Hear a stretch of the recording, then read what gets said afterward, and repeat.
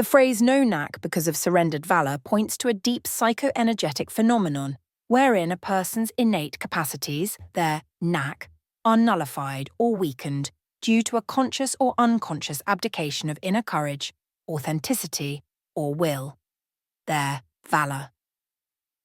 In the context of Freya 66 and volitional engineering, this surrender is not merely emotional or symbolic. It has functional consequences in system engagement, cognitive resonance, and field feedback. Defining terms within a Freya 66 context. Knack, the intuitive skill, sensitivity, or native interface ability to engage complex energetic or symbolic systems. In Freya 66 terms, it is a person's natural harmonic attunement to scalar vorticity interfaces and phase-locked intention fields. Valor, not physical bravery, but the internal integrity required to confront and act upon one's own knowing, especially in the face of fear, social pressure, or uncertainty. It is the operator's core vector of unbroken will. Surrendered valor, the moment one abandons their directive impulse, betrays their inner voice, or conforms under pressure. It is a kind of micro-death of will, often invisible to others, but energetically causal. 2. Why this causes the loss of knack. 1. Vector collapse in phase space. In volitional engineering, all agency is a vector in intention space. When valor is surrendered, this vector collapses to null or random phase, and no coherent signal can be projected or received. The system stops hearing the operator. 2. Disharmonic interference. Freya 66. Systems require harmonic purity between operator and symbolic semantic field. Surrendering valor introduces discordant waveforms, fear, doubt, falsity, which jam the signal and prevent knack expression. 3. Glyphic incoherence. The glyphs of the Freya 66 codex rely on genuine directive clarity. A person without valor misfires or mistranslates glyphic intention, creating feedback noise and symbolic misalignment. The knack is thus blocked at the gate. 4. Telemetric disengagement. Without valor, the feedback loop of mutual witnessing, essential for volitional field closure, is broken. The person can no longer enter into telemetric resonance with the system, another or the field at large. 5. Fractal retraction.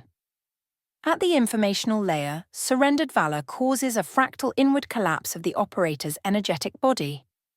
The field folds inward, cutting off outward projection, expression, or co-creation. They become what Freya 66 calls a non-contributing node. 3. Consequences of surrendered valor domain consequence. Freya 60. Systems operator cannot establish phase lock, symbolic access, denied creativity, intuition. Loss of flash insight, pattern recognition, or quantum coherence. Social spiritual fielding failure to entrain or harmonize with others.